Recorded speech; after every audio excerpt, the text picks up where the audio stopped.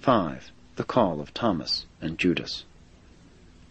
Thomas the fisherman and Judas the wanderer met Jesus and the apostles at the fisher-boat landing at Tarichaea, and Thomas led the party to his nearby home. Philip now presented Thomas as his nominee for apostleship, and Nathanael presented Judas Iscariot the Judean for similar honors. Jesus looked upon Thomas and said, "Thomas, you lack faith. Nevertheless, I receive you. Follow me." To Judas Iscariot the Master said, "Judas, we are all of one flesh, and as I receive you into our midst, I pray that you will always be loyal to your Galilean brethren. Follow me."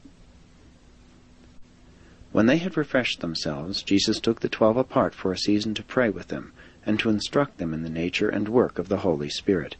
But again did they largely fail to comprehend the meaning of those wonderful truths which he endeavored to teach them.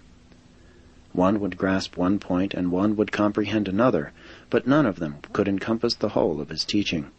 Always would they make the mistake of trying to fit Jesus' new gospel into their old forms of religious belief.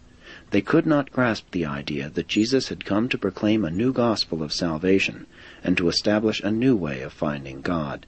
They did not perceive that he was a new revelation of the Father in heaven. The next day Jesus left his 12 apostles quite alone.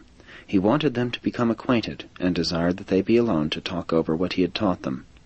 The Master returned for the evening meal, and during the after-supper hours he talked to them about the ministry of seraphim, and some of the apostles comprehended his teaching. They rested for a night, and the next day departed by boat for Capernaum. Zebedee and Salome had gone to live with their son David, so that their large home could be turned over to Jesus and his 12 apostles. Here Jesus spent a quiet Sabbath with his chosen messengers. He carefully outlined the plans for proclaiming the kingdom, and fully explained the importance of avoiding any clash with the civil authorities, saying, "If the civil rulers are to be rebuked, leave that task to me. See that you make no denunciations of Caesar or his servants." It was this same evening that Judas Iscariot took Jesus aside to inquire why nothing was done to get John out of prison. And Judas was not wholly satisfied with Jesus' attitude.